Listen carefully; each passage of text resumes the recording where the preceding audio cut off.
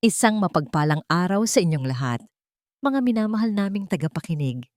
Kumusta po ang inyong mga puso ngayon? Sana ay nasa mabuti kayong kalagayan saan man kayo naroroon. Muli, nagbabalik ang inyong lingkod para sa isa na namang kwentong tiyak na kakatok sa inyong mga damdamin at mag-iiwan ng aral na hindi nyo malilimutan. Alam nyo, madalas nating marinig na ang tahanan ang pinakaligtas na lugar para sa isang bata. Doon daw natin mahahanap ang tunay na kapayapaan at pagmamahal. Pero paano kung ang akala nating paraiso ay isa palang kulungan? Paano kung ang mga ngiting ipinapakita sa atin ay maskara lamang ng isang madilim na katotohanan? Sa kwento natin ngayon, samahan niyo akong tuklasin ang halaga ng pagiging isang magulang at ang bigat ng isang lihim na pilit itinatago sa likod ng kayamanan at karangyaan. Handa na ba kayo? Huminga ng malalim. Simulan na natin ang Sa Likod ng Maskara, ang lihim ni Lumi. Napakaganda ng sikat ng araw sa baybayin Marilag ngayong umaga. Ang simoy ng hangin mula sa dagat ay humahaplos sa mga dahon ng malalagong puno na nakapalibot sa mansyon ng mga Delatore. Kung titingnan mula sa labas, para itong isang palasyo na nanggaling sa mga fairy tale, puting pader, malalaking bintana, at isang hardin na puno ng namumulaklak na rosas. Ito ang pangarap ng karamihan, ang simbolo ng tagumpay ni Amihan de la Torre. Si Amihan ay nakatayo sa harap ng malaking salamin sa kanyang kwarto. Inaayos ang kanyang kurbata. Sa kanyang refleksyon, nakita niya ang isang lalaking may maamong mukha, ngunit matibay na tindig. Isa siyang respetadong CEO, kilala sa pagiging matalino sa negosyo, pero para sa kanya, ang pinakamahalagang titulo na hawak niya ay ang pagiging isang ama. Ngayon ang araw ng kanyang pag-alis. Isang buwang business trip sa Europe para sa expansion ng kanilang kumpanya. Mabigat ang kanyang loob, pero alam niyang para ito sa kinabukasan ng kanyang pamilya. Bumukas ang pinto at pumasok si Malaya. Napakaganda ni Malaya. Ang kanyang buhok ay laging nakaayos. Ang kanyang balat ay makinis. At ang suot niyang damit ay halatang mamahalin. Lumapit siya kay Amihan at malambing na inayos ang kwelyo ng asawa. "Mahal, handa na ang lahat ng gamit mo," malambing na sabi ni Malaya. Ang boses niya ay parang musika, pino, at nakakaakit. "Huwag kang mag-alala sa amin dito. Ako na ang bahala sa lahat." Hinawakan ni Amihan ang kamay ng asawa at hinalikan ito. "Salamat, Malaya. Hindi ko alam kung kakayanin ko ang lahat ng ito kung wala ka. Ikaw ang naging ilaw ng tahanang ito mula noong mawala ang unang asawa ko." Ngumiti si Malaya, isang nangiting abot hanggang mata, o kaya naman ay ganoon lang ang tingin ni Amihan. "Mahal kita, Amihan, at mahal na mahal ko rin si Lumi. Para ko na siyang tunay na anak." Sa pagbanggit ng pangalan ng anak, lumingon si Amihan sa may pintuan. Nakatayo doon ang 8 taong gulang na si Lumi. Yakap-yakap ng bata ang dulo ng kanyang bestida. Ang kanyang malalaking mata ay nakatingin sa ama, pero may kakaibang lungkot doon na hindi agad napansin ni Amihan. "Lumi, anak, halika rito." Tawag ni Amihan ng may malawak na ngiti. Dahan-dahang lumapit si Lumi.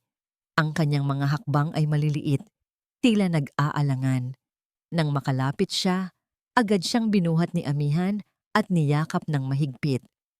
"Mamimiss kita, princess," bulong ni Amihan sa tenga ng anak. Amoy baby powder at gatas pa rin ang bata. Amoy na laging nagpapawala ng pagod ni Amihan. "Babalik si Daddy agad, okay? Magpapakabait ka kay Tita Malaya mo." Tumangulang si Lumi. Hindi siya nagsalita. Tumingin siya kay Malaya at sa isang iglap, nakita ni Amihan na parang napaatras ng konti ang bata. Pero inisip na lang ni Amihan na siguro ay nalulungkot lang si Lumi dahil aalis siya. "May regalo ako sa iyo bago ako umalis," sabi ni Amihan at inabot ang isang kahon na nasa ibabaw ng kama. Binuksan ito ni Amihan. Sa loob ay may isang napakagandang porselanang manika. May suot itong asul na damit at kulot na buhok. Kamukhang kamukha ni Lumi. Wow! Bulalas ni Malaya. Humawak pa sa balikat ni Lumi. Ang ganda naman niyan, anak. Mag-thank you ka kay Daddy. Napahigpit ang hawak ni Lumi sa manika. Tumingin siya sa ama, tapos ay mabilis na sumulyap kay Malaya bago bumulong ng mahina. Salamat po, Daddy. Walang anuman, anak. Hinalikan ni amihan ang noo ni Lumi. Kapag nalulungkot ka, yakapin mo lang yang manika na yan at isipin mong yakap kita. Tumunog ang busina ng sasakyan sa labas. Oras na. Sabay-sabay silang bumaba sa grand staircase ng mansyon. Ang mga kasambahay, kasama si Yaya Kalinaw, ay nakahilera sa may pinto para magpaalam. Si Yaya Kalinaw, na may edad na at puti na ang buhok, ay nakatingin kay Lumi ng may pag-aalala, pero nanatili siyang tahimik. Sa tapat ng magarang sasakyan, muling niyakap ni amihan ang kanyang mag-ina. Tatawag ako gabi-gabi, pangako ni amihan. Tumingin siya kay Malaya.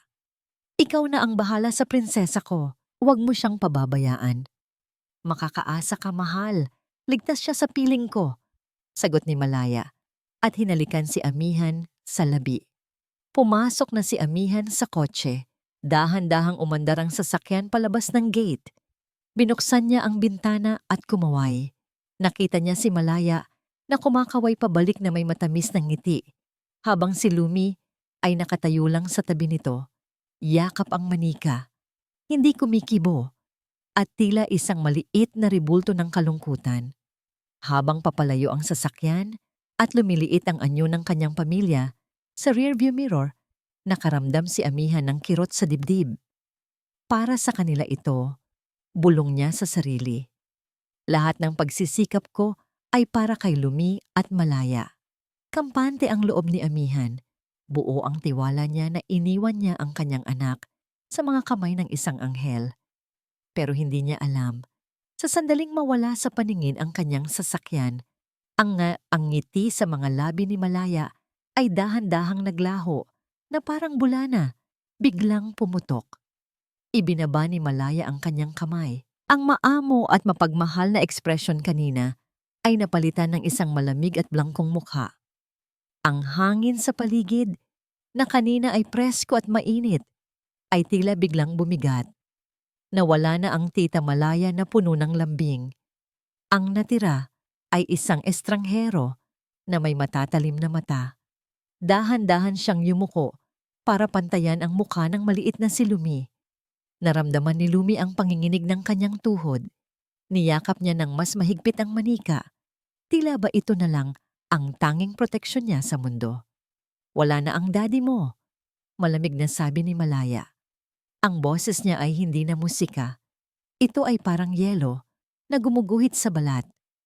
Tapos na ang palabas. Tumalikod si Malaya at naglakad pabalik sa malaking pinto ng mansyon. Huminto siya sandali at lumingon. Tinitigan ang manikang hawak ni Lumi nang may pandidiri. At yang manika? Ngisi ni Malaya. Isang ngangisi na walang halong tuwa. Itapon mo yan sa basurahan bago ka pumasok. Dito sa pamamahay na ito, walang lugar para sa mga prinsesa. Ang mayroon lang ay mga utusan. Padabog na isinara ni Malaya ang mabigat na pinto. Blag! Naiwan si Lumi sa labas, mag-isa, habang ang langit ay nagsisimulang dumilim sa banta ng isang paparating na ulan. Bumagsak ang ulan kasabay ng pagbagsak ng mamahaling manika sa loob ng malaking basurahan sa labas ng gate. Masakit, pero ginawa yun ni Lumi. Nanginginig ang kanyang maliliit na kamay habang nakatingin sa magandang laruan na ngayon ay nakahalo na sa mga dumi at kalat. Iyon ang huling utos ng kanyang daddy, yakapin ang manika kapag nalulungkot siya. Pero ang unang utos ni Tita Malaya ay itapon ito. Sa murang isipan ni Lumi, alam niyang mas dapat siyang matakot sa taong nasa harap niya ngayon kaysa sa taong nakaalis na. Basang-basa si Lumi nang pumasok siya sa loob ng mansyon. Ang inaasahan niyang sasalubong sa kanya ay ang mainit na tuwalya ni Yaya Kalinaw. Pero wala si Yaya. Ang tanging naroon ay si Malaya. Nakaupo sa sofa habang humihit-hit ng sigarilyo. Isang bisyo na hindi kailanman nakita ni Amihan. Dumiretso ka sa kwarto. Utos ni Malaya nang hindi man lang tumitingin sa bata. Hindi sa kwarto mo, sa bodega. Namilog ang mga mata ni Lumi. Papo? Pero ang mga gamit ko po.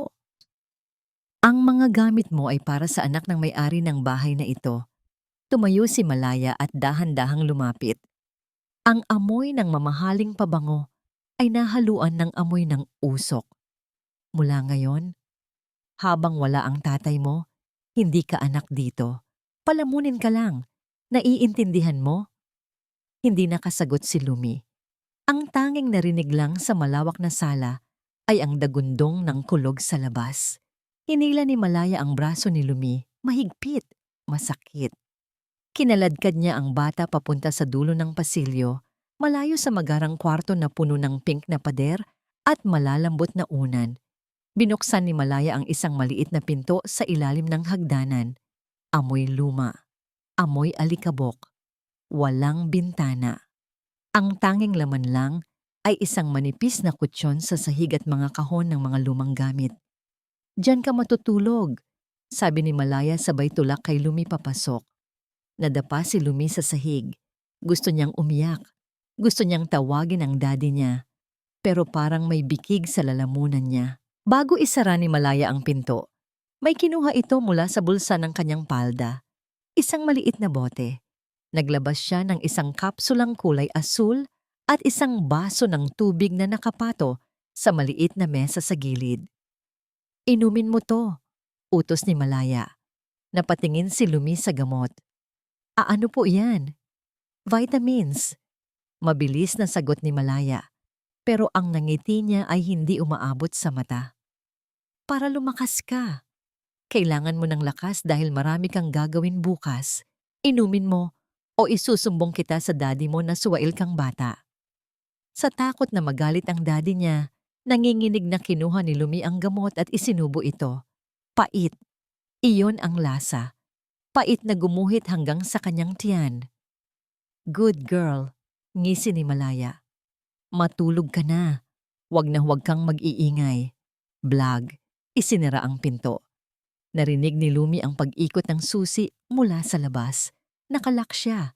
Naiwan si Lumi sa dilim. Ang tanging liwanag lang ay nagmumula sa siwang sa ilalim ng pinto. Niyakap niya ang kanyang mga tuhod. Nagsimulang tumulo ang kanyang mga luha. Bakit ganito si Tita Malaya? Mabait naman siya kapag nandyan si Daddy. May nagawa ba siyang mali?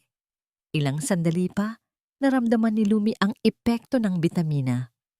Bumigat ang kanyang mga talukap. Parang hinihila siya ng antok na hindi niya mapigilan. Umiikot ang paningin niya kahit nakaupo lang siya. Pinilit niyang labanan ng antok. May kinuha siya mula sa loob ng kanyang medyas. Isang maliit at gusot na litrato. Litrato ito ng kanyang tunay na ina. Ito lang ang tanging bagay na naitago niya mula sa paghahalughog ni Malaya. Sa maliit na liwanag na sumisingit sa pinto, tinitigan ni Lumi ang muka ng kanyang mama. Mama! Bulong niya, ang boses ay garalgal at inaantok. Uwi ka na! Sama mo na ako! Ang lamig ng sahig ay tumatagos sa kanyang manipis na damit. Ang katahimikan ng bodega ay binabasag lang ng tibok ng kanyang sariling puso. Unti-unti, dahil sa gamot, nawalan ng lakas si Lumi at napahiga sa maruming kutsyon. Yakap-yakap ang litrato. Pilit niyang ipinikit ang mga mata para makita ang daddy niya sa panaginip, pero hindi pa tapos ang gabi. Sa gitna ng kanyang pag-idlip, nagising si Lumi sa isang tunog. Tak, tak, tak. Tunog ng takong ng sapatos sa marmol na sahig. Papalapit ng papalapit sa bodega. Huminto ang tunog sa tapat mismo ng pinto, kung saan siya nakakulong. Pigil hininga si Lumi. Nanlaki ang kanyang mga mata sa dilim. Dahan-dahang umikot ang seradura ng pinto. Click! Bumukas ang pinto ng dahan-dahan at ang anino ng isang tao ay humarang sa kakarampot na liwanag mula sa labas sa Kempasa. Napabuntong hiningan ng malalim si Yaya Kalinaw habang nakatayo sa madilim na pasilyo ng kusina. Hawak niya ang isang maliit na plato na may lamang tinapay at isang baso ng gatas. Nanginginig ang kanyang mga kamay, hindi dahil sa katandaan, kundi dahil sa takot na bumabalot sa buong kabahayan simula nang umalis si Sir Amihan. Siya ang nagbukas ng pinto ng bodega kanina. Nakita niya kung paano napapitlag ang kawawang bata sa takot. Dahan-dahan, pumasok si Kalinaw sa masikip na kwarto. Ang amoy ng alikabok ay sumuot agad sa kanyang ilong. Sa liwanag ng flashlight na dala niya, nakita niya si Lumi na nakwan, nakaupo at nakayakap sa tuhod. Sa sulok, ang mga mata ay mapupungay at tila hirap na hirap imulat. Lumi, anak. Bulong ni Kalinaw, basag ang boses. Ako ito, si Yaya. Tila nabunutan ng tinik si Lumi nang makilala ang matanda. Yaya. Mahina niyang sagot, ang dila ay parang namamanhid. Inaantok po ako. Sobra. Lumuhod si Kalinaw sa tabi ng bata. Kumain ka muna. Kahit konti lang. Hindi ka naghapunan. Inilapit ni Kalinaw ang tinapay. Akmang aabutin ito ni Lumi nang mapansin ni Kalinaw ang manggas ng damit ng bata. Umangat ito ng bahagya. Napasinghap si Kalinaw. Sa maputing braso ni Lumi, mayroong marka. Isang pasa, maitim, nangingilid, at halatang bago pa lamang.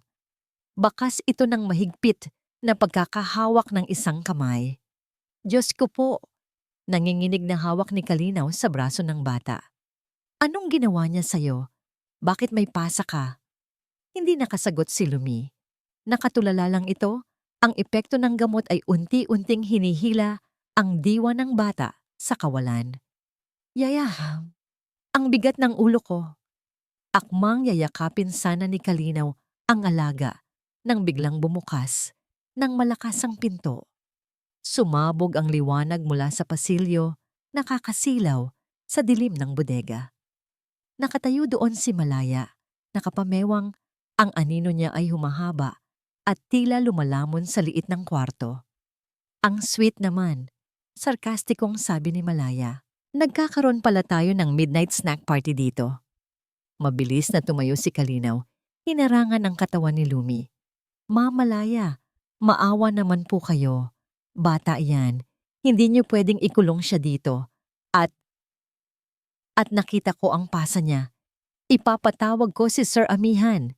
Tumawa lang si Malaya, isang tawang malamig at walang bahid ng takot. Pumasok siya sa loob at sinipa ang plato ng tinapay. Tumalsik ang pagkain sa maruming sahig. Ipapatawag mo ang asawa ko? Hakbang ni Malaya palapit kay Kalinaw. Gamit ang telepono sa kusina. Pinutol ko na ang linya kanina pa. Namutla si Kalinaw. Halimaw ka. Huminto si Malaya sa tapat mismo ng mukha ng matanda. Ang boses niya ay bumaba. Naging bulong na mas nakakatakot pa sa sigaw. Makinig ka sa akin, Kalinaw. Alam ko kung nasaan ang pamilya mo sa probinsya. Alam ko kung saan nag-aaral ang mga apo mo. At alam ko rin na kailangan ng asawa mo ng gamot para sa dialysis niya. Hindi ba? Nanlaki ang mga mata ni Kalinaw. Nanigas siya sa kinatatayuan. Ako ang nagpapasweldo sa iyo ngayon. Pagpapatuloy ni Malaya habang inaayos ang buhok ng nanginginig na matanda. Kapag may lumabas na salita sa bibig mo, o kapag sinubukan mong tawagan si Amihan, hindi lang trabaho ang mawawala sa'yo. Sisiguraduhin kong wala ng ospital na tatanggap sa asawa mo. Naiintindihan mo ba ako? Tumulo ang luha ni Kalinaw. Ang tapang na naramdaman niya kanina ay gumuho dahil sa takot para sa kanyang sariling pamilya. Napatingin siya kay Lumi na ngayon ay tuluyan ng nakatulog sa sahig dahil sa gamot. Walang kamalay-malay sa panganib. Opo, ma'am. Halos hindi marinig na sagot ni Kalinaw, puno ng pait at pagkatalo. Mabuti. Ngumiti si Malaya. Ngayon, lumabas ka na dyan. Iwan mo ang batang yan. Kailangan niyang matutong maging matigas. Walang nagawa si Kalinaw kundi ang sumunod. Sa bawat hakbang niya palabas ng bodega, parang dinudurog ang puso niya. Gusto niyang lumaban, pero hawak ni Malaya ang leeg ng pamilya niya. Bago isara ni Malaya ang pinto, muling sumulyap si Kalinaw kay Lumi. Ang bata ay nag-iisa na naman sa dilim. Bumalik si Kalinaw sa kanyang kwarto sa servants' quarters. Sinubukan niyang buksan ang kanyang lumang cellphone. Umaasang may signal, pero no service ang nakalagay. Mukhang may signal jammer na ginagamit sa loob ng mansyon o sadyang mahina lang talaga ang signal dahil sa bagyong paparating. Sa labas ng bintana, nakita ni Kalinaw ang pag-ihip ng malakas na hangin. Ang mga puno ay yumuyuko sa lakas ng puwersa. Ang dagat sa malayo ay nagwawala. Isang malakas na bagyo ang paparating sa baybayin Marilag. Pero alam ni Kalinaw na mas malakas at mas mapanganib ang bagyong nasa loob na ng bahay. At sa pagkakataong ito, walang masisilungan si Lumi. Masakit ang ulo ni Lumi nang magising siya kinabukasan. Parang may mabibigat na bato sa loob ng talukap ng kanyang mga mata. Sinubukan niyang bumangon mula sa manipis na kutsyon sa bodega. Pero umikot ang paningin niya. Ang epekto ng gamot na ipinainom sa kanya kagabi ay nananalaytay pa rin sa kanyang maliit na katawan. Hoy! Gumising ka na! Ang matinis na boses ni Malaya ang bumasag sa katahimikan. Bumukas ang pinto at tumama ang liwanag sa mukha ni Lumi. Huwag mong isiping pwede kang magbuhay prinsesa dito habang wala ang tatay mo. Singhal ni Malaya. Lumabas ka dyan. Maglinis ka ng sala. Kahit nanginginig ang tuhod, pilit na tumayo si Lumi. Gutom siya, uhaw, at nahihilo. Pero mas matindi ang takot niya kay Tita Malaya. Sa malawak na sala, iniabot ni Malaya kay Lumi ang isang feather duster. Punasan mo lahat ng alikabok. Siguraduhin mong walang matitira. Kahit isa, ayoko nang madumi. Sinimulan ni Lumi ang trabaho. Mabagal ang kilos niya. Ang kanyang mga kamay ay nanginginig ng hindi niya mapigilan. Isang side effect ng gamot na hindi niya naiintindihan. Pakiramdam niya, hindi niya kontrolado ang sarili niyang katawan. Nasa tapat siya ng isang estante kung saan nakapatong ang paboritong vase ni Malaya. Isa itong antigong porselana na may disenyong asul na dragon, regalo umano ng isang mayamang kaibigan. Dahan-dahan lang, bulong ni Lumi sa sarili. Sinusubukang patatagin ng hawak sa duster. Inabot niya ang itaas na bahagi ng estante pero biglang namanhid ang kanyang mga daliri. Nawalan siya ng balanse dahil sa hilo. Napakapit siya sa estante para hindi matumba. Pero sa paggalaw niya, nasagi ng siko niya ang vase. Parang bumagal ang oras. Nakita ni Lumi ang pagtagilid ng vase. Gusto niya itong saluhin. Pero ang kanyang mga kamay ay parang gawa sa tingga. Mabigat, mabagal. Crash! Ang tunog ng nabasag na porselana ay parang kulog sa loob ng tahimik na bahay. Nanigas si Lumi. Nakatingin siya sa sahig. Ang vase, pira-piraso na. Sa isang iglap narinig niya ang mabilis na mga yabag mula sa kusina. Paglingon niya, nakita niya si Malaya. Ang mukha nito ay namumula sa galit. Ang mga mata ay nanlilisik na parang sa demonyo. Anong ginawa mo? Sigaw ni Malaya. Ang boses niya ay yumanig sa buong mansyon. Sorry po. Hindi ko po sinasadya. Humagulgol si Lumi. Napaatras siya sa takot. Nahihilo po kasi ako. Sorry po, tita. Sorry? Mabilis na lumapit si Malaya at hinawakan ng mahigpit ang braso ni Lumi. Bumaon ang kuko nito sa balat ng bata. Alam mo ba kung magkano to? Mas mahal pa ito sa buhay mo. Nasusugatan po ako. Tita, tama na po. Iyak ni Lumi habang ang dugo mula sa hiwa ng bubog ay tumutulos sa kanyang binti. Pero hindi iyon ininda ni Malaya. Gusto mong maglinis ha? Pwes, bibigyan kita ng lilinisin. Kinaladkad ni Malaya si Lumi.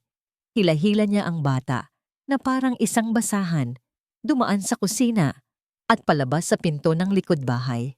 Ang hangin sa labas ay napakalamig. Ang bagyong paparating ay nagdadala ng simoy na tumatagos hanggang buto. Nakasando lang si Lumi at manipis na shorts. Agad siyang niyakap ng ginaw.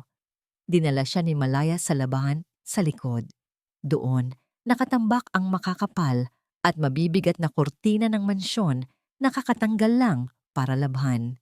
Binuksan ni Malaya ang gripo ng tubig. Napakalamig ng tubig, halos yelo na. Labhan mo yan, utos ni Malaya. Turo sa bundok ng mga kurtina. Lahat yan. Kukusutin mo gamit ang mga kamay mo. Huwag kang papasok hanggat hindi yan nalilinis lahat. Tita, ang lamig po. Nanginginig na pakiusap ni Lumi. Ang ngipin niya ay nagngangalit na sa ginaw. Please po, gagawin ko na lang po sa loob.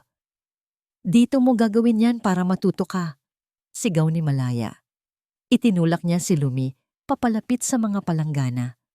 At huwag kang umasang tutulungan ka ni Kalinaw. Mag-isa ka lang. Tumalikod si Malaya at naglakad pabalik sa pinto. Tita, huwag po. Huwag niyo akong iwan dito. Sigaw ni Lumi. Tumakbo siya para habulin ang madrasta. Pero huli na. Blag! Isinara ni Malaya ang sliding glass door. Mula sa loob, narinig ni Lumi ang paglock nito. Kinatok ni Lumi ang salamin. Tita, sorry na po. Papasukin niyo na po ako. Sa kabilang panig ng salamin, nakatayo lang si Malaya. Tinitigan niya si Lumi nang walang emosyon. Pagkatapos ay dahan-dahang isinara ang kurtina, tinatakpan ng tanawin ng bata sa labas. Naiwan si Lumi, mag-isa. Ang langit ay kulay abo at nagbabadya ng malakas na ulan.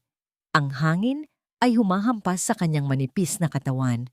At sa harap niya, ang nagyayelong tubig at bundok ng labahin ay naghihintay. Wala siyang choice. Nanginginig. Inilubog ni Lumi ang kanyang maliliit na kamay sa tubig na kasing lamig ng puso ng kanyang ina-inahan. Hindi lang tubig ang nagyayelo sa labas ng mansyon ng mga De La Torre. Tila pati ang oras ay huminto sa pag-usad. Ang langit ay kulay abo, mabigat, at tila galit. Ang hangin ay humahampas ng walang awa, sumisipol sa bawat sulok ng hardin, dala ang lamig na tumatagos hanggang sa kaloob-looban ng buto. Sa gitna ng malawak at malamig na bakuran, isang maliit na anino ang gumagalaw ng dahan-dahan. Si Lumi, basang-basa na ang kanyang manipis na damit, ang kanyang mga kamay na dapat ay naglalaro ng manika o nagsusulat sa paaralan, ay lubog sa palanggana ng nagyayelong tubig. Kulay ube na ang kanyang mga daliri. Namamanhid na ang mga ito, parang hindi na niya pag-aari. Kusot, banlaw, kusot, banlaw. Paulit-ulit, mekanikal. Ang mabibigat na kurtina ay parang mga halimaw na humihila sa kanya pababa. Sa bawat pag-angat niya ng basang tela, parang mababali ang kanyang maliit na likod. Ang epekto ng gamot na ipinainom ni Malaya at ang matinding lamig ay nagsasama para hilahin ang kanyang ulirat. Tita, garalgal na bulong ni Lumi, pero nilamon lang ng hangin ang kanyang boses. Tita, papasukin niyo na po ako. Walang sumagot. Ang malaking glass door ay nanatiling sarado. Ang kurtina sa loob ay nakatakip, tila nagbubulag-bulagan sa nangyayari sa labas. Unti-unti, naramdaman ni Lumi ang isang kakaibang pagbabago. Ang sakit at ang lamig na kanina ay parang libu-libong karayom na tumutusok sa balat niya ay biglang nawala. Napalitan ito ng init, isang nakakapanlinlang na init. Ngumiti si Lumi ng matamlay. Bakit parang umiinit? Tanong niya sa sarili. Siguro lalabas na ang araw. Binitawan niya ang basang kurtina. Napaupo siya sa basang semento. Ang kanyang paningin ay nagsimulang lumabo. Ang kulay abong paligid ay unti-unting nagkaroon ng liwanag sa gilid ng kanyang mga mata. Sa gitna ng lumalabong paningin, May naaninag siyang figura na naglalakad palapit sa kanya mula sa hardin. Isang babaeng nakasuot ng puti. Pamilyar ang amoy. Amoy vanilla. Amoy gatas. Amoy ng pagmamahal na matagal na niyang hinahanap. Mama? Bulong ni Lumi. Ang mga labi niya ay nanginginig at kulay asul na. Ang figura ay tila ngumiti at iniabot ang kamay. Pagod na ako, Mama, sabi ni Lumi, habang ang mga luha sa mata niya ay agad na lumalamig sa kanyang pisngi. Gusto ko nang matulog. Ang bigat po ng talukap ng mata ko. Dahan-dahang humiga si Lumi sa semento. Hindi na niya alintana ang tubig. Hindi na niya alintana ang hangin. Ang pakiramdam niya ay nakahiga siya sa pinakamalambot na ulap. Ipinikit niya ang kanyang mga mata. Ang paghinga niya ay bumagal at naging mababaw. Ang maliit na dibdib ay halos hindi na gumagalaw. Ang Lumi o ang liwanag ng pamilya De La Torre ay unti-unti nang aandap-andap. Sa loob ng mansyon, sa mainit at komportableng sala, umiilaw ang cellphone na masaw ni Malaya na nakapatong sa coffee table. Ringing. Ringing. Ang pangalan sa screen, hubby ko. Nasa kusina si Malaya. Nagtitimpla ng kape. Hindi naririnig ang tawag. Kampante. Walang alam. Sa labas ng gate, isang itim na luxury SUV ang huminto. Beep! Beep! Bumukas ang automatic gate. Pumasok ang sasakyan ng mabilis.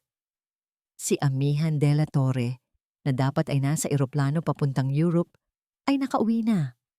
Ang kanyang flight ay nakansela dahil sa sama ng panahon at nagpasya siyang bumalik para sorpresahin ang mag-ina niya bago lumipad kinabukasan.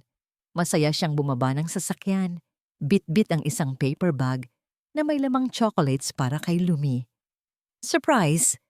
Sigaw niya habang binubuksan ang pinto ng mansyon. Tahimik, walang sumagot. Pumasok siya sa sala. Wala si Malaya, wala si Lumi. Malaya? Lumi? Nandito na si Daddy, tawag niya. Pero ang tanging sumagot sa kanya ay ang malakas, na ihip ng hangin mula sa labas. At ang isang nakakabinging katahimikan na nagbabadya ng isang trahedya. Napakatahimik. Iyan ang unang napansin ni Amihan pagkapasok niya sa sala. Inaasahan niya ang tunog ng telebisyon, ang boses ni Malaya, o ang maliliit na hakbang ni Lumi na tumatakbo para salubungin siya. Pero wala. Ang tanging naririnig niya ay ang mahinang ugong ng aircon at ang tunog ng hangin sa labas na humahampas sa mga bintana. Malaya? Lumi? Tawag muli ni Amihan. Ang boses niya ay umaling-awngaw sa mataas na kisami ng mansyon. Ibinaba niya ang paper bag ng chocolates sa mesa. Biglang kumabog ng mabilis ang dibdib niya. Hindi niya maipaliwanag, pero may kung anong kaba ang gumapang sa kanyang sikmura, ang tinatawag nilang lukso ng dugo. Naglakad siya papunta sa kusina. Yaya Kalinaw? Sa may pasilyo malapit sa dirty kitchen, nakita niya si Yaya Kalinaw. Nakaupo ito sa sahig, nakasandal sa pader at humahagulgol ng walang tunog. Nanginginig ang buong katawan ng matanda, parang nakakita ng multo. Yaya? Mabilis na lumapit si Amihan at lumuhod. Anong nangyari? Nasaan ang mag-ina ko? Bakit ka umiiyak? Tumingala si Kalinaw. Namumuugto ang kanyang mga mata. Nang makita niya si Amihan, parang nabunutan siya ng tinik pero lalo siyang napahagulgol. Hindi siya makapagsalita. Ang tanging nagawa niya ay ituro ang sliding door na papunta sa likod bahay gamit ang nanginginig na daliri. Sinundan ni Amihan ang tinuturo ng Yaya. Ang sliding door ay may makapal na kurtinang nakatakip pero may maliit na siwang. Tumayo si Amihan. Ang kaba sa dibdib niya ay naging takot. Dahan-dahan siyang lumapit sa pinto. Hinawi niya ang kurtina. Sa isang iglap, tumigil ang mundo ni Amihan. Sa labas, sa gitna ng kulay abong semento at bundok ng mga basang labahin, may nakahiga, isang maliit na katawan, nakataob, basang-basa. Lumi, bulong ni Amihan. Ang boses niya ay parang hangin na nawalan ng puwersa. Sa susunod na sandali, kumilos ang kanyang katawan bago pa makapag-isip ang utak niya. Sinubukan niyang buksan ang sliding door. Nakalock. "Buksan mo 'to!" Sigaw niya kahit walang tao sa paligid. Sa sobrang adrenaline, kumuha siya ng isang silya mula sa dining area at ibinato ito sa salamin. Crash! Nagkalat ang bubog. Hindi ininda ni Amihan kung magasgasan man siya. Tumalon siya palabas. Ang lamig ng hangin ay sumalubong sa kanya, parang sampal ng realidad. Tumakbo siya palapit sa anak. Napaluhod siya sa basang semento, ang tubig mula sa mga damit ay bumababad sa kanyang pantalon. "Lumi! Anak!" Iniharap niya ang bata. Napasinghap si Amihan. Ang mga labi ni Lumi ay kulay ube. Ang balat nito ay maputla, halos kasing kulay na ng papel. At nang hawakan niya ang pisngi ng anak, yelo. Kasing lamig ng yelo ang balat ng kanyang prinsesa. "Diyos ko, Lumi, gumising ka. Daddy to. Nandito na si Daddy." Tinapik-tapik niya ang pisngi ng anak. Walang reaksyon. Inilapat niya ang kanyang tenga sa dibdib nito. May tibok. Pero napakahina, napakabagal. Parang kandilang mauupos na. "Tulong! Tumawag kayo ng ambulansya! Tulong!" Ang sigaw ni Amihan ay puno ng desperasyon, galit at sakit. Binuhat niya si Lumi, niyakap ng mahigpit para ibahagi ang init ng kanyang katawan. Hinubad niya ang kanyang coat at ibinalot sa basang bata. Sa gitna ng kanyang pagpapanik, napatingala si Amihan. Sa second floor, sa may veranda ng master's bedroom, nakita niya si Malaya. Nakatayo doon ang kanyang asawa. Nakasuot ng magandang silk robe, hawak ang isang tasa ng kape. Ang mukha ni Malaya ay puting-puti. Nakatingin ito sa ibaba, sa kanya, at sa walang malay na si Lumi. Walang emosyon, walang gulat. Para bang nanonood lang ito ng isang eksena sa pelikula. Nagkasalubong ang kanilang mga mata. Sa sandaling iyon, nakita ni Amihan ang isang bagay sa mga mata ng asawa niya na hindi niya kailanman nakita noon. Hindi pag-aalala, hindi takot para sa bata, kundi takot na mahuli. "Anong ginawa mo?" Bulong ni Amihan sa hangin, habang yakap ang malamig na katawan ng kanyang anak. Sa taas, nabitawan ni Malaya ang hawak niyang tasa. Clink! Bumagsak ito sa tiles ng beranda at nabasag, pero hindi yun narinig ni Amihan. Ang tanging naririnig niya ay ang mahinang paghinga ni Lumi. Isang tunog na pilit kumakapit sa buhay. Hindi na naghintay si Amihan. Binuhat niya si Lumi ng parang isang piraso ng kristal na anumang oras ay madudurog. Tumakbo siya pabalik sa loob ng bahay, dumaan sa mga nagkalat na bubog, hindi alintana kung magasgasan man ang kanyang mamahaling sapatos o masugatan ang kanyang balat. Nasalubong niya si Malaya sa hagdanan, kakatakbo lang nito pababa. Ang muka ay pinaghalong gulat at pag-arte. "Aamihan. Anong nangyari? Bakit?" "Tabi!" Sigaw ni Amihan. Ang boses niya ay dumagundong na parang kulog. Hindi niya tiningnan ang asawa. Nilagpasan niya ito. Wala siyang panahon para sa mga paliwanag. Wala siyang panahon para sa mga kasinungalingan. Tumakbo siya palabas sa driveway kung saan nakaparada pa rin ang kanyang sasakyan na nakabukas ang makina. "Yaya, sumama ka." Utos ni Amihan nang makita si Kalinaw na nakasunod sa kanya. Mabilis na sumakay si Kalinaw sa likod at kinalong ang ulo ni Lumi. Pumasok si Amihan sa driver's seat. Pinaharurot niya ang sasakyan palabas ng gate. Halos sumalpok sa poste dahil sa bilis. Habang binabaybay nila ang madulas na kalsada patungo sa ospital, panay ang sulyap ni Amihan sa rearview mirror. "Yaya, humihinga pa ba siya? Yaya, kausapin mo siya." Sigaw ni Amihan. Ang mga luha ay umaagos na sa kanyang mga mata, humahalo sa pawis. "Sir, ang lamig-lamig niya. Lumi, anak, lumaban ka. Andito na si Daddy." Humahagulgol na sagot ni Kalinaw habang kinukuskos ang mga palad ng bata para painitin ito. Hinampas ni amihan ang manibela. Kasalanan ko to. Sigaw ng isip niya. Dapat hindi ako umalis. Dapat hindi ako nagtiwala. Pero sa likod ng kanyang pagsisisi, may isang imahe na hindi maalis sa isip niya. Ang mukha ni Malaya sa veranda. Walang luha, walang takot. Nakatayo lang. Bakit nasa labas si Lumi? Bakit nakalak ang pinto? Bakit parang hinayaan lang siyang mamatay? Sa bawat segundong lumilipas, ang pagmamahal ni amihan kay Malaya ay unti-unting napapalitan ng isang madilim na hinala. At kung totoo ang hinala niya, hindi lang ulan ang babagsak sa baybayin Marilag ngayong gabi. Ang puting pasilyo ng ospital ay tila isang walang katapusang daan. Bawat sulok ay amoy gamot at Xiaoduji. Para kay amihan, amoy ito ng kamatayan. Bawat tunog, ang pag-ikot ng mga gulong ng stretcher, ang mahinang beep ng mga makina, ang mga pabulong na usapan ng mga nurse ay parang martilyo na pumupukpok sa kanyang sentido. Clear!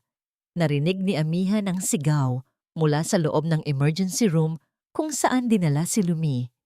Isinara ng isang nurse ang pinto sa harap mismo ng mukha niya.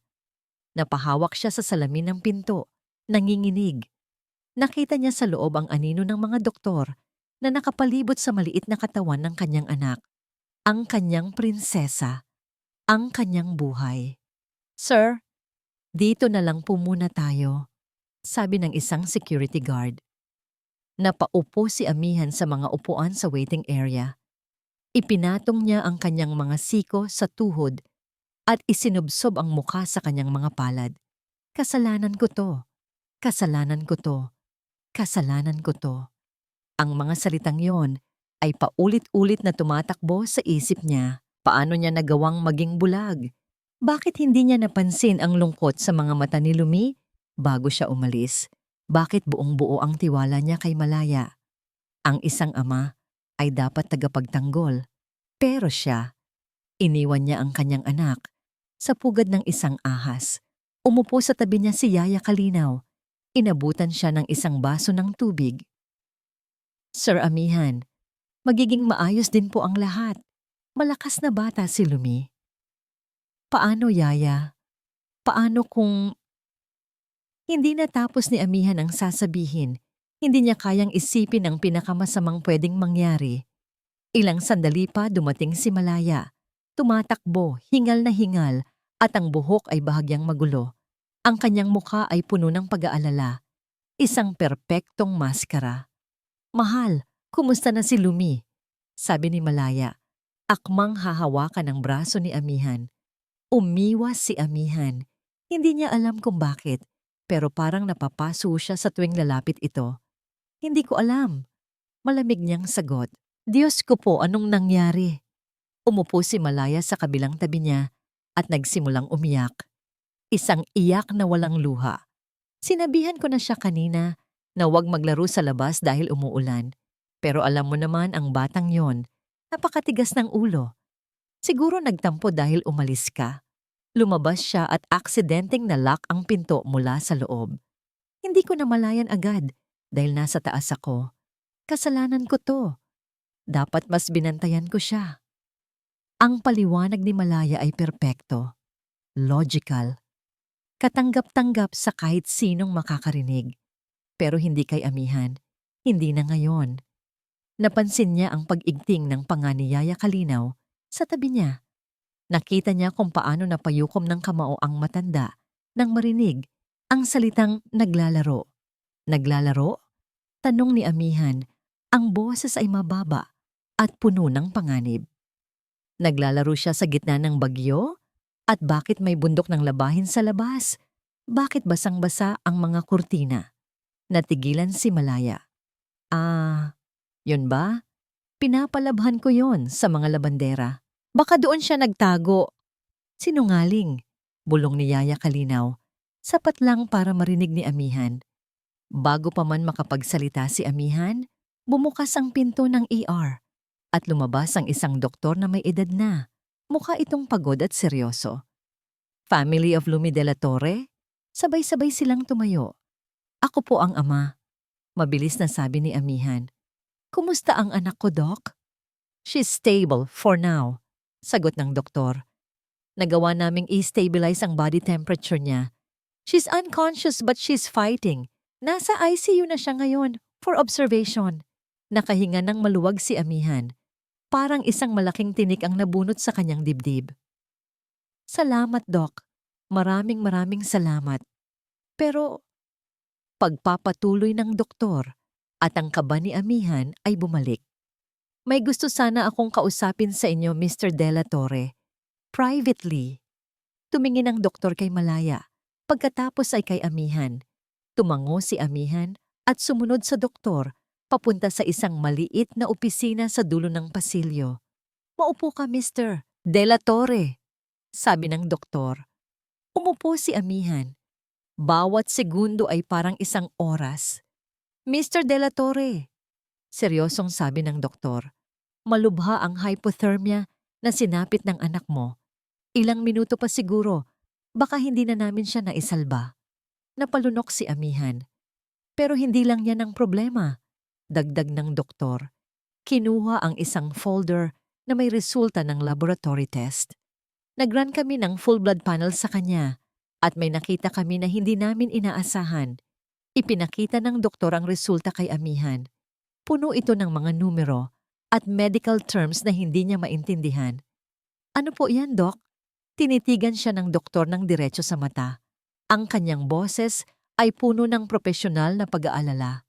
Mr. De La Torre, nakakita kami ng mataas na level ng zolpidem sa dugo ng anak niyo.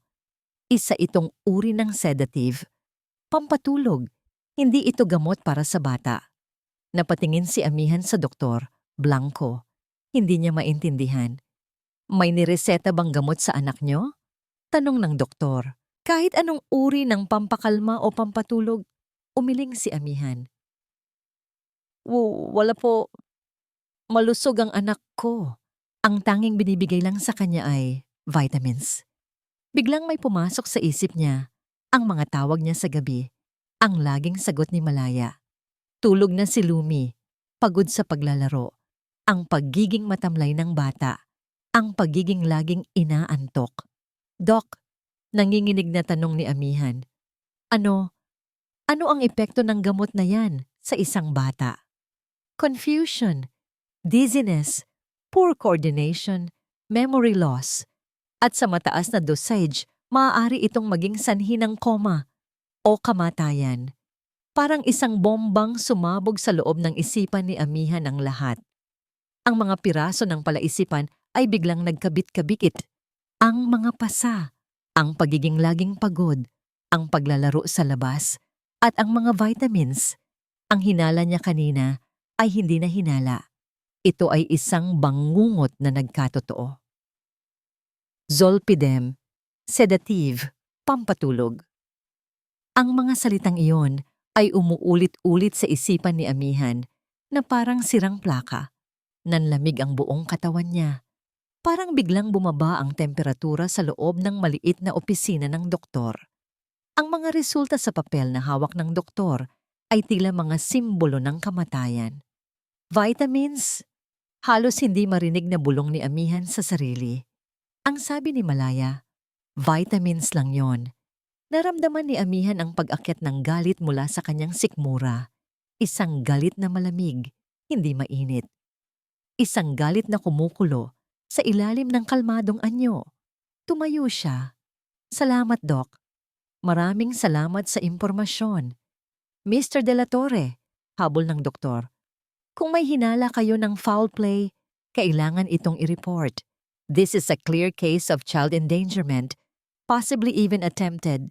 Ako na po ang bahala, Doc. Putol ni Amihan. Ang boses niya ay matatag. Walang bahid ng pag-aalinlangan. Ang kailangan ko lang ngayon ay ang seguridad na gagaling ang anak ko. Lumabas si Amihan sa opisina. Ang bawat hakbang niya pabalik sa waiting area ay mabigat. Ang bawat paghinga ay kinokontrol.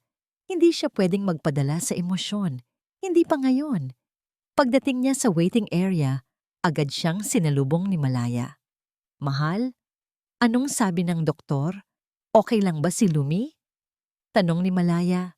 Ang mukha ay puno pa rin ng perpektong pag-aalala. Tinitigan siya ni Amihan. Sa unang pagkakataon, nakita niya ang lahat ng kasinungalingan sa likod ng magandang mukha na yon. Ang mga ngangiti, ang mga malalambing na salita, ang mga yakap, lahat ay isang palabas. Isang napakagaling na pag-arte. Pagod lang daw siya. Simpleng sagot ni Amihan, umiwas ng tingin. Kailangan niyang magpahinga. Lumingon siya kay Yaya Kalinaw na nakaupo sa isang sulok. Nanginginig pa rin. May alam ang matanda. Sigurado siya doon. Malaya, bumili ka muna ng kape sa baba. Kailangan ko lang ng mainit. Utos ni Amihan. Ang tono ay hindi nag-aanyaya ng pagtanggi. Sige, mahal. Sagot ni Malaya. Tila nagulat sa biglang pagiging malamig ng asawa. Babalik ako agad. Nang makaalis si Malaya, mabilis na lumapit si Amihan kay Yaya Kalinaw. Lumuhod siya sa harap ng matanda, isang bagay na hindi niya kailanman ginawa. Hinawakan niya ang magaspang at nanginginig na kamay nito. Yaya, kailangan kong malaman ang totoo. Sabi ni Amihan, ang boses ay nagmamakaawa. Huwag kang matakot. Poprotektahan kita. Anong ginawa niya sa anak ko? Anong vitamins ang pinapainom niya kay Lumi? Napahagulgol si Kalinaw. Ang takot na matagal niyang kinimkim ay sumabog. Sir, patawarin niyo po ako. Wala po akong nagawa. Tinakot niya po ako, sir. Ang pamilya ko. Alam ko, Yaya. Pero ngayon, kailangan kong malaman. Pagpapatuloy ni Amihan. Para kay Lumi. Sa pagbanggit ng pangalan ng bata, tila nagkaroon ng lakas ng loob si Kalinaw. May dinukot siya mula sa bulsa ng kanyang lumang bestida. Nanginginig, iniabot niya ito kay Amihan. Isang maliit na bote ng gamot. Walang pangalan. Ang tanging nakasulat lang ay ang generic name ng gamot. Nakalimbag sa napakaliit na letra. Zolpidem tartrate, 10 miligramo. Ang parehong gamot na sinabi ng doktor. Sabi niya, vitamins daw po iyan. Umiiyak na paliwanag ni Kalinaw. Isang asul na kapsula tuwing gabi. Para daw po kumalma si Lumi at hindi maging makulit. Nakita ko pong tinapon niya ang bote sa basurahan. Kaya kinuha ko po para kung sakali napatitig si Amihan sa bote. Ang katotohanan ay nasa palad na niya. Malamig, matigas, at nakamamatay. Hindi lang ito kapabayaan.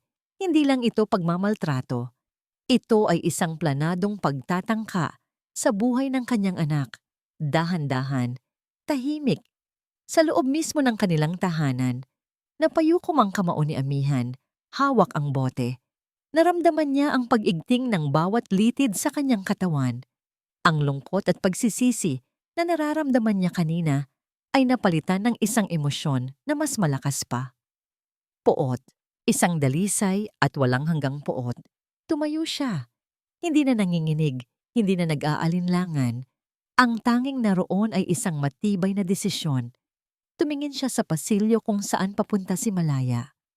Akala mo, nakuha mo na ang lahat sa akin, Malaya. Ang pera ko, ang tiwala ko.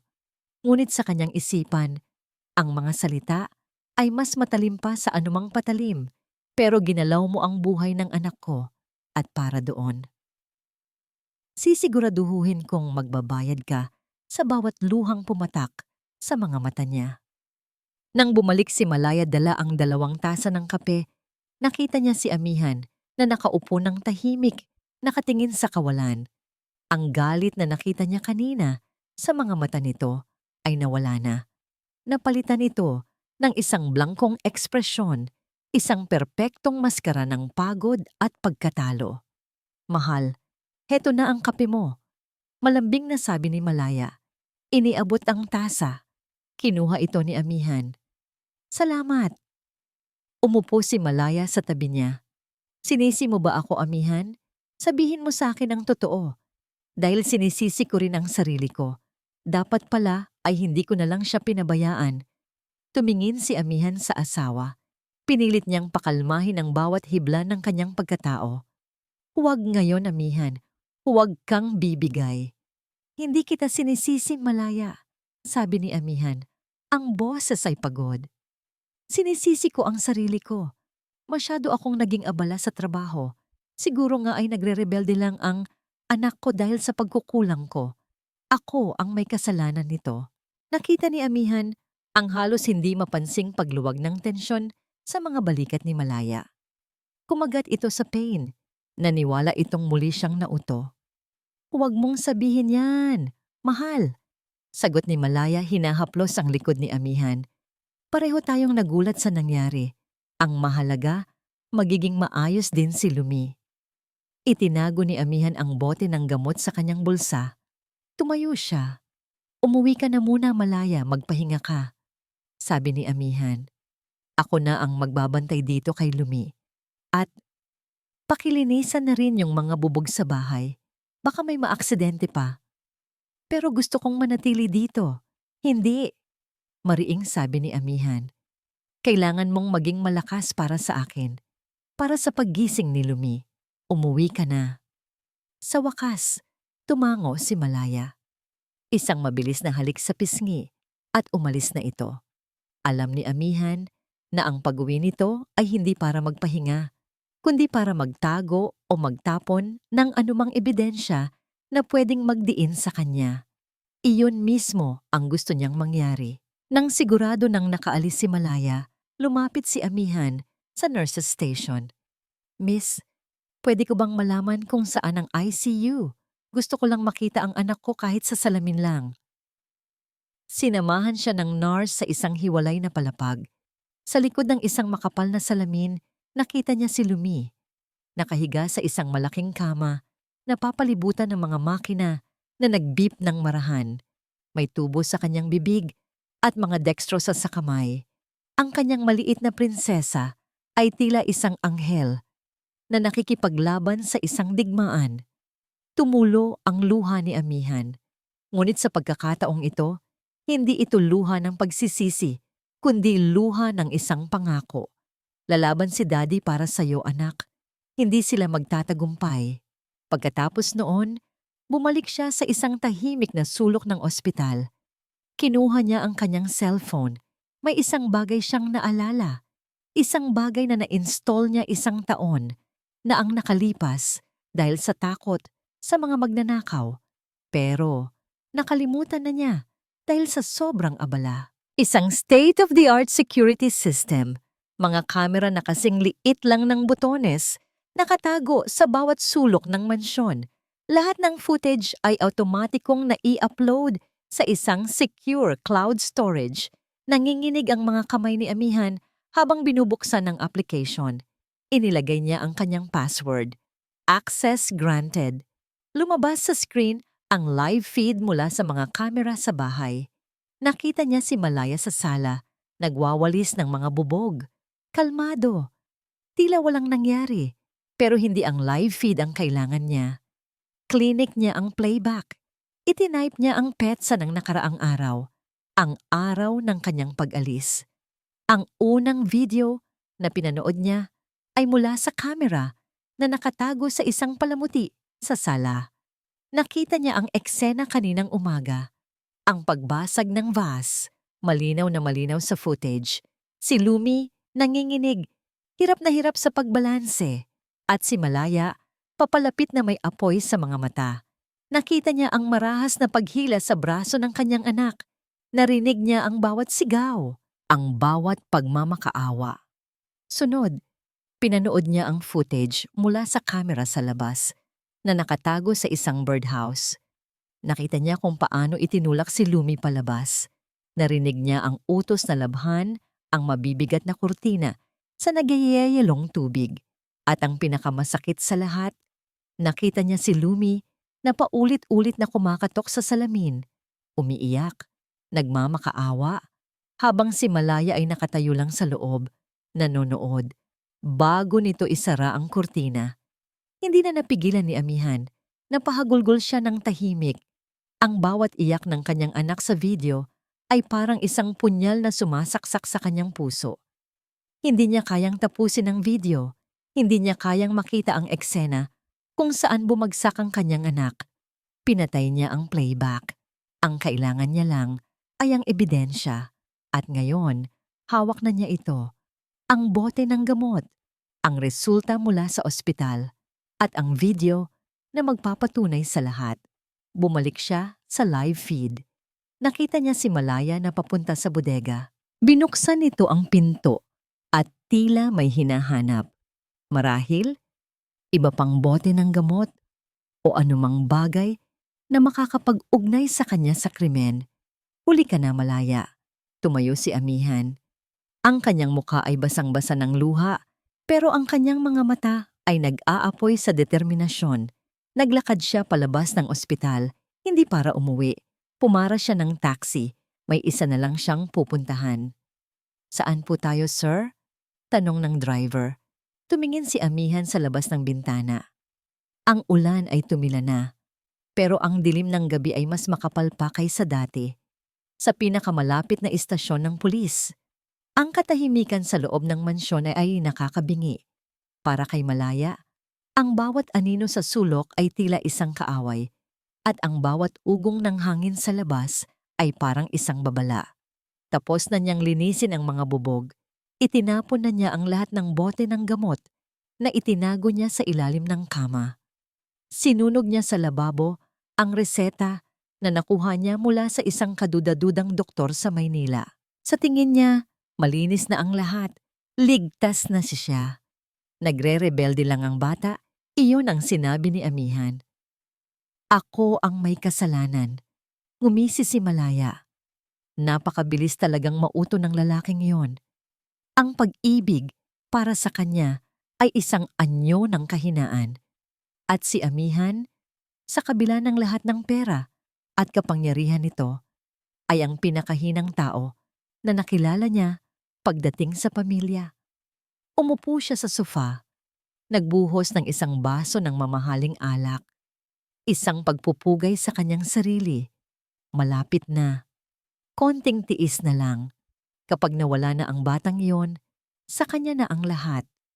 Ang pangalan, ang yaman, ang De La Torre Empire.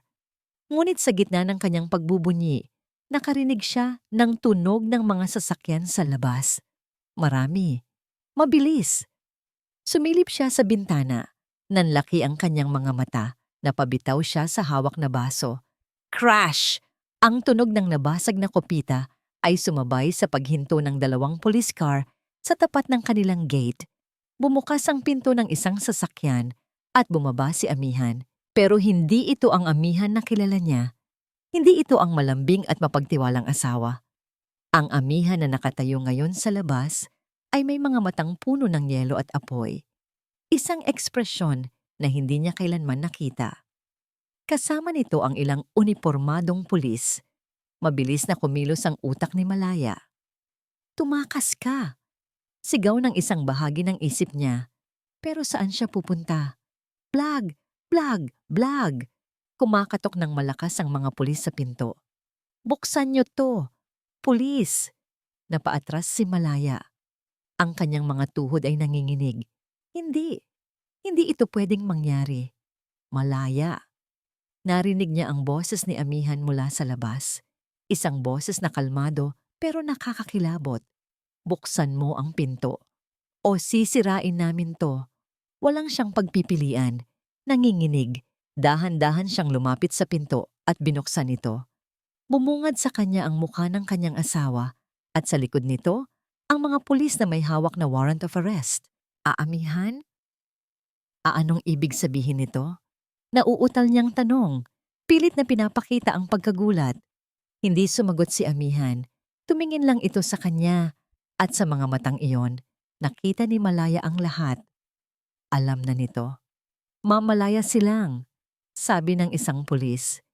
Inaaresto ka namin sa kasong frustrated murder at multiple counts of child abuse. Ano?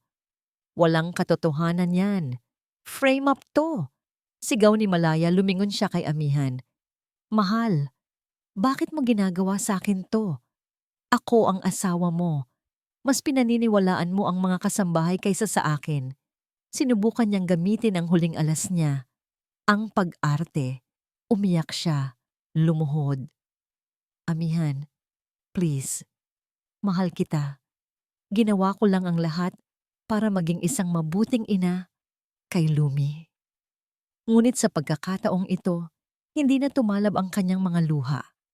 Umiling si Amihan. Hindi mo siya mahal, Malaya. Dahil kung mahal mo siya, hindi mo siya lalagyan ng lason sa katawan araw-araw. Nanigas si Malaya. Lason. Alam na nito ang tungkol sa gamot. At hindi mo siya hahayaang mamatay sa lamig sa labas. Dagdag ni Amihan, inilabas ang kanyang cellphone. Ipinakita niya ang isang bahagi ng video. Ang eksena kung saan si Lumi ay kumakatok sa salamin, nagmamakaawa, habang si Malaya ay nanonood lang bago isara ang kurtina.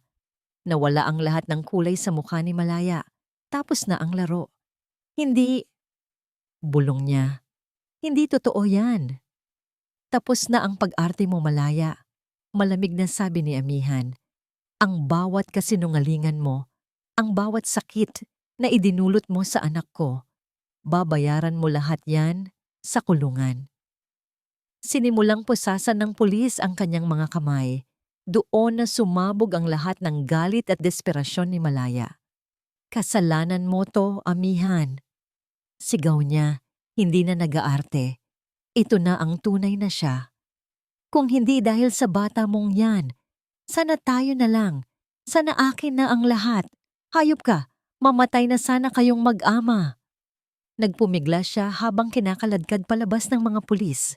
Ang kanyang magandang mukha ay naging mukha ng isang demonyo, puno ng puot. Habang ipinapasok siya sa police car, huli niyang nakita ang mukha ni Amihan. Nakatayo lang ito, hindi gumagalaw, habang ang mga ilaw ng sasakyan ng pulis ay kumukutitap sa kanyang seryosong mukha. Sa pagsara ng pinto ng police car, tuluyan nang gumuho ang mundo ni Malaya. Ang lahat ng kanyang pinangarap, ang yaman, ang kapangyarihan, ang buhay na inaasam-asam niya, ay naglaho na parang bula. Naiwan si Amihan sa harap ng kanyang mansyon, tahimik, mag-isa. Ang bahay na dati ay simbolo ng kanyang tagumpay, ngayon ay isang crime scene, isang paalala ng kanyang pinakamalaking pagkakamali. Napatingala siya sa langit at sa unang pagkakataon, sa gabing iyon, isang bituin ang sumilip mula sa makapal na ulap. Ang unang naramdaman ni Lumi ay init. Isang mainit na pakiramdam na gumagapang sa kanyang mga daliri, paakyat sa kanyang mga braso hanggang sa buo niyang katawan. Hindi ito ang nakakapanlinlang na init bago siya nawalan ng malay. Ito ay totoong init. Komportable, ligtas, dahan-dahan, sinubukan niyang imulat ang kanyang mga mata. Ang unang nakita niya ay puti. Isang puting kisame, isang puting ilaw. May narinig siyang mahinang tunog. Beep! Beep! Beep! Isang tunog na paulit-ulit at kalmado. Iginalaw niya ang kanyang ulo. Nakita niya ang isang bintana. Sa labas, kulay asul na ang langit. Tapos na ang bagyo. Nasaan ako? Ito ba ang langit? Lumi? Isang boses, pamilyar. Ang boses na pinakapinananabikan niyang marinig sa buong mundo. Dahan-dahan niyang ibinaling ang kanyang tingin sa kanan. Nakaupo sa isang silya sa tabi ng kama ay ang kanyang ama. Si Amihan. Ang kanyang daddy ay mukhang pagod. Mayroon itong pasa sa ilalim ng mga mata at ang buhok ay bahagyang magulo. Ngunit nang makita nitong gising na siya, ang mga mata nito ay biglang nagkaroon ng buhay. Anak, gising ka na, sabi ni Amihan. Ang boses ay nanginginig sa tuwa at pag-aalala. Akmang hahawakan ni Amihan ang kamay ni Lumi, ngunit sa isang iglap, bumalik ang lahat ng alaala sa isipan ng bata. Ang nabasag na vase, ang sigaw ni Tita Malaya, ang malamig na tubig, ang dilim. Napapitlag si Lumi. Automatiko siyang umurong palayo sa kama, palayo sa kamay ng kanyang ama. Papatawad po, nanginginig na sabi ni Lumi. Ang boses ay paos at mahina. Ang unang mga salita niya pagkatapos magising, "Hindi ko po sinasadyang mabasag yung vase. Huwag niyo po akong ikulong sa bodega. Patawad po, Daddy." Parang isang kutsilyo ang tumusok sa puso ni Amihan. Ang anak niya, na dapat ay naghahanap ng yakap mula sa kanya, ay nanginginig sa takot. Takot na siya ang magpaparusa. Nanubig ang mga mata ni Amihan. Dahan-dahan niyang ibinaba ang kanyang kamay. Hindi niya ito pinilit na ilapit. "Shh! Anak, wala kang kasalanan," sabi ni Amihan. Ang boses ay basag. "Walang may kasalanan sa'yo. Ako. Ako ang may kasalanan. Patawarin mo si Daddy." Tumingin si Lumi sa ama. Ang kanyang mga mata ay puno ng pagkalito at takot. "Pero magagalit po si Tita Malaya. Papagalitan niya po ako." Umiling si Amihan. "Wala na si Tita Malaya, anak." Malumanay niyang sabi. "Hindi ka na niya sasaktan. Pangako." Sa kabila ng pangako, ang takot ay hindi pa rin nawawala sa mga mata ni Lumi. Ang trauma ay malalim na nakaukit sa kanyang isipan. Ang bawat paglapit, bawat hawak ay isang banta. Sa sandaling iyon, bumukas ang pinto ng kwarto. Pumasok si Yaya Kalinaw. May dalang isang maliit na tray na may mainit na lugaw. Nang makita ni Lumi ang matanda, tila bahagyang kumalma ang kanyang puso. Si Yaya Kalinaw, ang mukha ng kabaitan sa gitna ng kanyang bangungot. "Yaya!" Bulong ni Lumi. Ngumiti si Kalinaw, isang nangiting puno ng lunas at pagmamahal. "Gising ka na pala. Alaga ko." Lumapit si Kalinaw at umupo sa kabilang gilid ng kama. Inilapag niya ang tray. Hindi niya agad pinilit na pakainin si Lumi. Hinaplos lang niya ang buhok ng bata. Isang haplos na sanay na si Lumi. "Ligtas ka na, Lumi," sabi ni Kalinaw. "Nandito na si Daddy mo. Hindi ka na namin iiwan." Dahan-dahang tumingin si Lumi mula kay Yaya Kalinaw, pabalik kay Amihan. Nakita niya ang lungkot, pagsisisi, at pagmamahal sa mga mata ng kanyang ama. Hindi ito ang mga matang galit. Ito ang mga matang nangungulila. Unti-unti, itinaas ni Lumi ang kanyang nanginginig na kamay. Itinuro niya ang baso ng tubig sa tray. "Tubig!" Agad na tumayo si Amihan. Kumuha siya ng tubig, nilagyan ng straw, at maingat na inilapit sa bibig ng anak. Tinulungan niya itong uminom. Sa pag-inom ni Lumi, ang kamay ni Amihan ay bahagyang dumampi sa pisngi ng bata. Sa pagkakataong ito, hindi na umurong si Lumi. Pagkatapos uminom, muling humiga si Lumi. Pagod pa rin siya. Ngunit bago niya ipikit ang kanyang mga mata, may ibinulong siya. "Daddy?" "Yes, anak," agad na sagot ni Amihan. "Totoo po. Hindi niyo na po ako iiwan." Lumapit si Amihan. At sa pagkakataong ito, hinawakan niya ang kamay ng anak. Mainit. Buhay. "Pangako," sabi ni Amihan, kasabay ng pagtulo ng kanyang mga luha. "Kahit kailan, hinding-hindi na kita iiwan. Dito lang si Daddy sa tabi mo." Tumango si Lumi. At sa ilalim ng mapagkalingang hawak ng kanyang ama at ang mapagmahal na tingin ng kanyang yaya, muli siyang nakatulog. Ngunit sa pagkakataong ito, hindi ito tulog na dala ng gamot o takot. Ito ay isang tulog na puno ng kapayapaan. Sa labas ng kwarto, kinakausap ng isang child psychologist si Amihan. "Mr. De La Torre," sabi ng doktora, "nagsisimula pa lang po tayo. Ang physical wounds niya ay gagaling, pero ang sugat sa kanyang isipan at puso, iyon ang kailangan nating pagtuunan ng pansin. It will take time. It will take a lot of love and patience." Tumingin si Amihan sa natutulog na si Lumi sa likod ng salamin. "Mayroon po ako ng lahat ng oras sa mundo para sa kanya," sagot ni Amihan. "At ibibigay ko ang lahat ng pagmamahal na ipinagkait sa kanya. Iyan ang bagong pangako ko." 6 na buwan ang lumipas. Ang malaking mansyon sa Baybayin Marilag, na dati simbolo ng karangyaan, ay nabili na ng iba. Ang mga alaala ng takot at sakit na naiwan sa mga pader nito ay ibinaon na sa limot.